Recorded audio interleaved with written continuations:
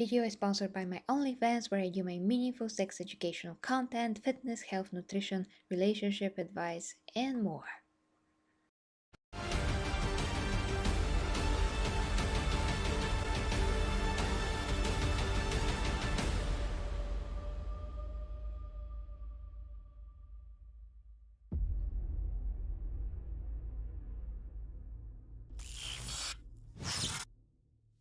Hi guys, and welcome to Geri Reviews, and to this review of Master of Mankind. Review, commentary, all those things. So guys, as some of you know, I'm going through the Horus Heresy books mostly, and some of the most recent ones as well, like the Dark Imperium trilogy, and hi to my Primarchs in the chat. And this is one of these books, I mean Master of Mankind is one of the books that has been like super recommended by you guys, because it is about the Emperor. Well, at least you think that it's about the Emperor before you read it. And I did a ton of videos about the Emperor through my year and a half since I was, very fascinated with everything Warhammer and Warhammer 40k. So you guys were like, Geri, read this. You gotta get to this book. You gotta see what the Emperor does. The Emperor, because I don't know why some of you have the impression that I don't get the Emperor, which is the exact opposite. I did so much analysis about everything that he ever said. I mean, not everything, but like with the last church and so many other things, that to this point I was just proven right by the next thing that I got my hands on, and so on and so forth. So with that being said, getting to the book now. So guys, I'm not going to like tell you the book like a lot of people are doing, because I assume that if you read the book you know what it's about, but I'm going to go like overall through it. So this for me, as far as Horus Heresy books goes, is one of the most convoluted books ever. There's a few stories going on here that are connected to each other and not that connected.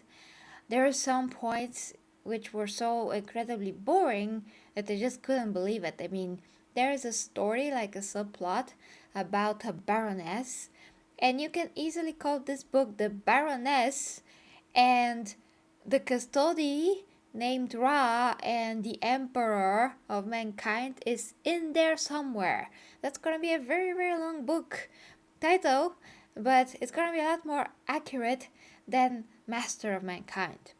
So the book starts with some kind of a flashback, you can say. You see the Emperor. I mean, there are some moments in this book that a lot of people are quoting, and they're focusing on these moments, but these are the exact moments with the Emperor that really matter, and they're just sprinkled throughout the whole novel, and they're just so far in between that it's unbelievable. I mean, every time that I reach the moment, and in that moment was the Emperor, I was like, oh my gosh, we reached the moment where the Emperor is actually participating in his own novel. So that was like something like, well, I'm seeing a leprechaun or something. It was that rare, so that's unfortunate. So we do have some interesting moments that are connected to the Emperor and High to Dark too.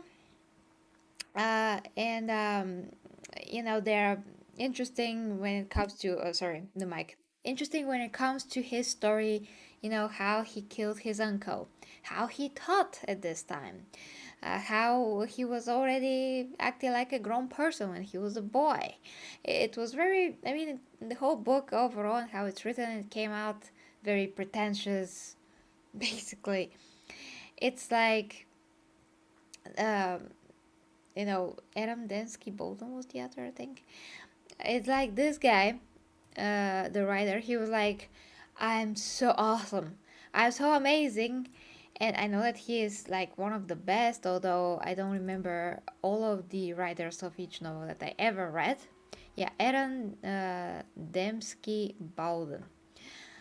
But this novel particularly just came out really, really pretentious. It was like, oh, I'm just going to use these fancy words and fancy ways of explaining things, and then you're just going to like it, where they just fall flat because there's no real substance to the book. The whole book is a filler to the main plot points and the main the main things that actually matter, like everything that is the emperor, and the webway, a bit of Dorn, a bit of Magnus, like very little actually. It's almost midnight, sorry. A bit of this guy, actually not a bit but a lot about this guy Ra. And I really felt for this guy. There are some moments with him and the Emperor that really like shocked me at the end.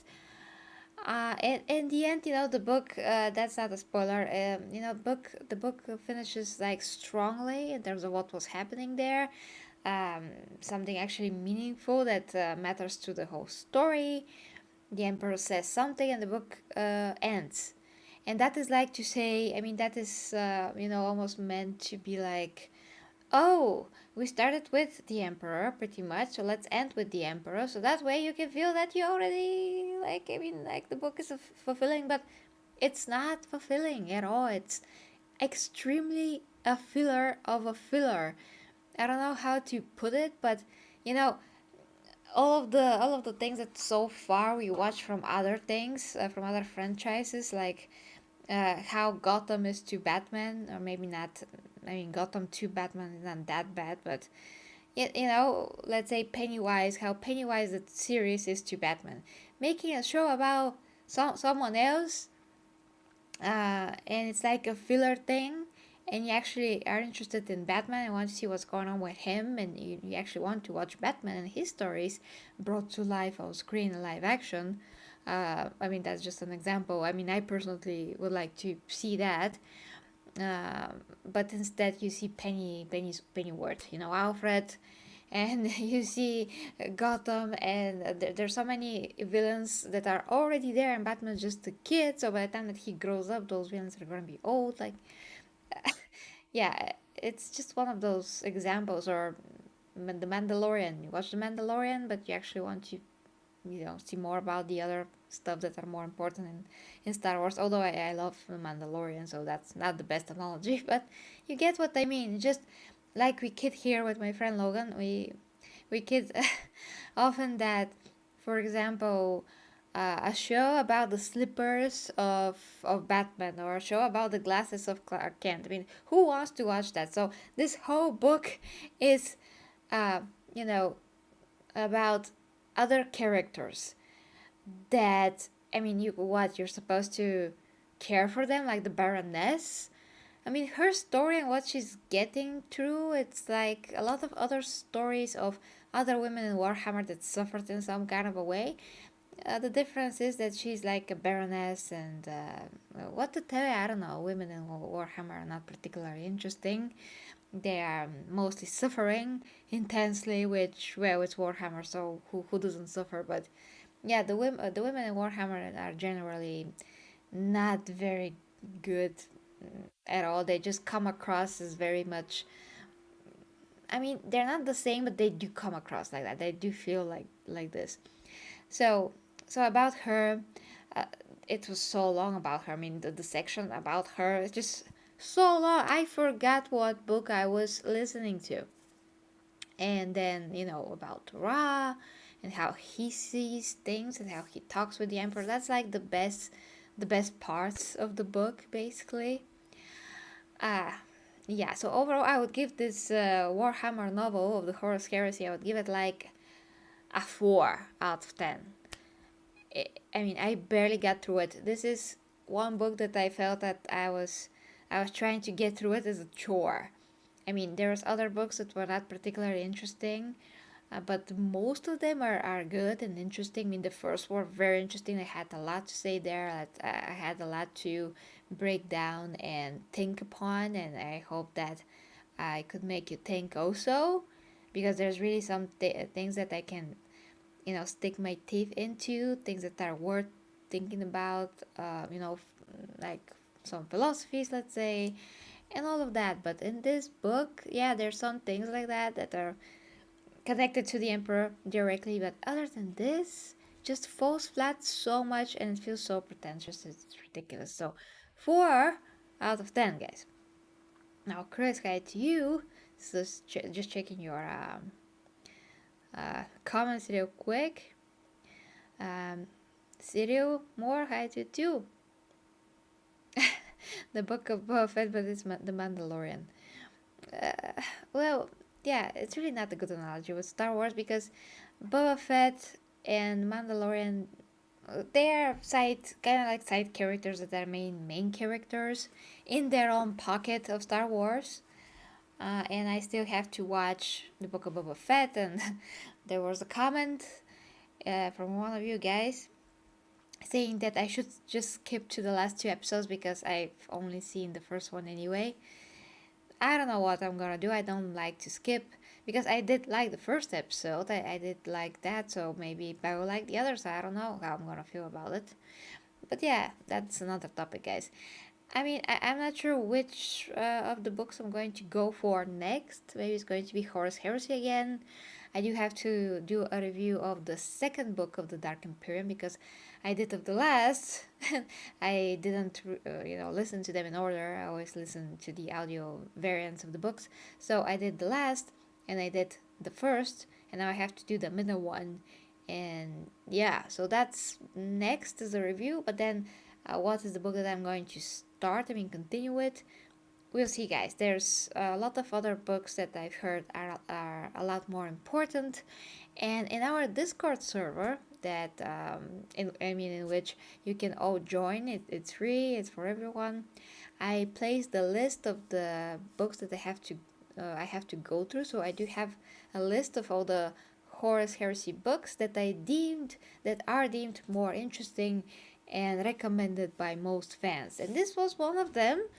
But it's maybe for the key moments. If I knew where those moments were, I could have saved myself a ton of times because, as you know, these books are super long.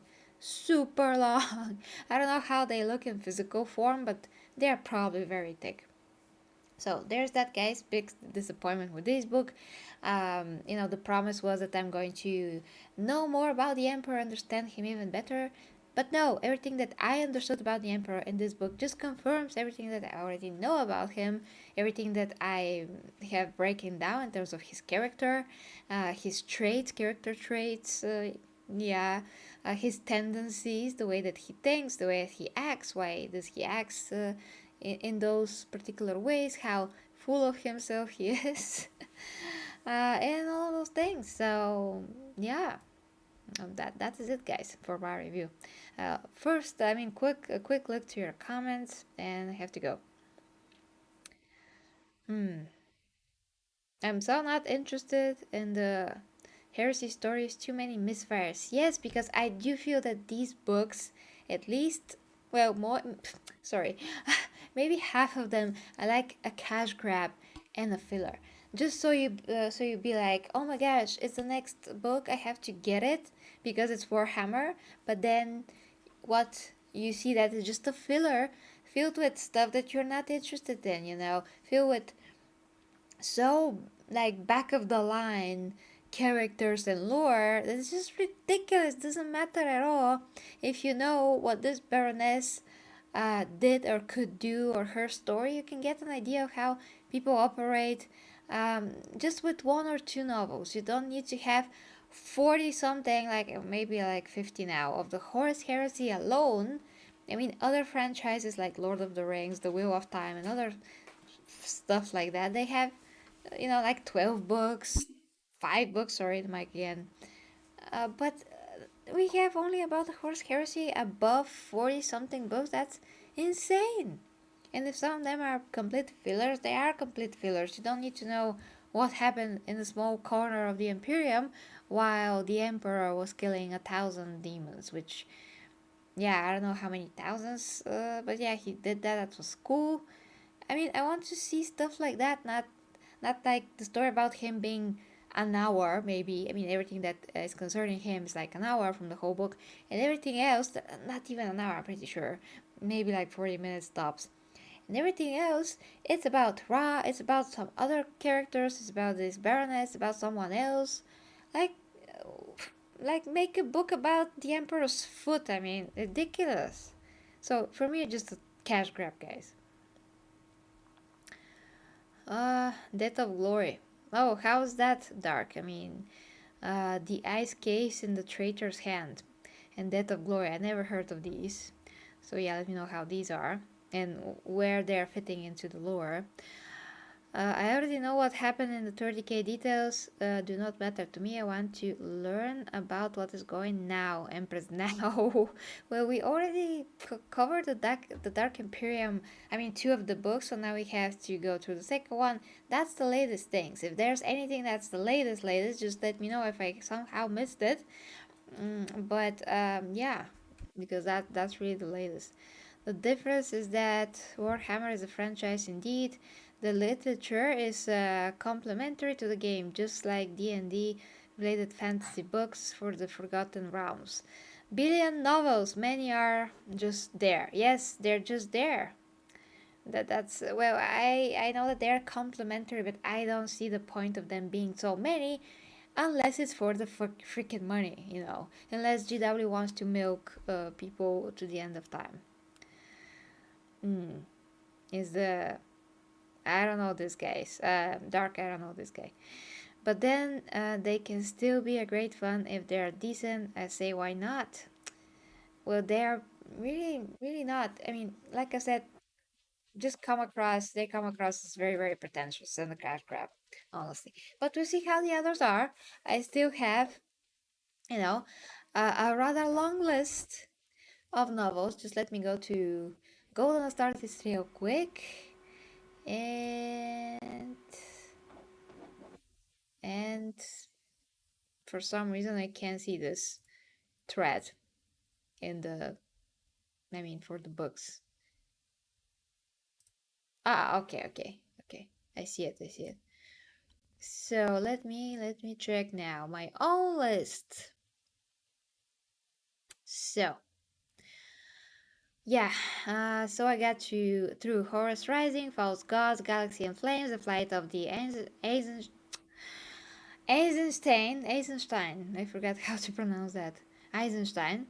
Fulgrim, the First Heretic. Legion, Mechanicum. Nemesis was awful. I just totally left that. I just couldn't take that.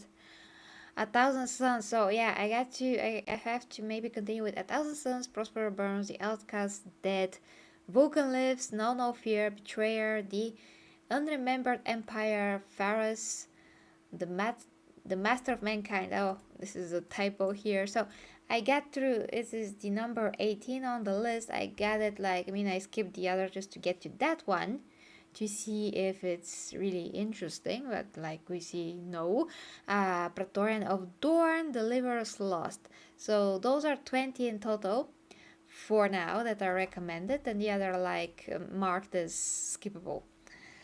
So guys, that's gonna be for my review. Hopefully we see each other tomorrow. Nothing on Warhammer Plus this week as well, so as most of the cases is a huge disappointment. So there's that, guys. See you guys, love ya, and if you like to support me, you know where. OnlyFans, where I do my meaningful sex educational content, physique updates, fitness, health, nutrition, relationship advice, and more. You get to talk to me there personally for whatever you need me. And Warhammery things are to come, guys. Love ya and good night.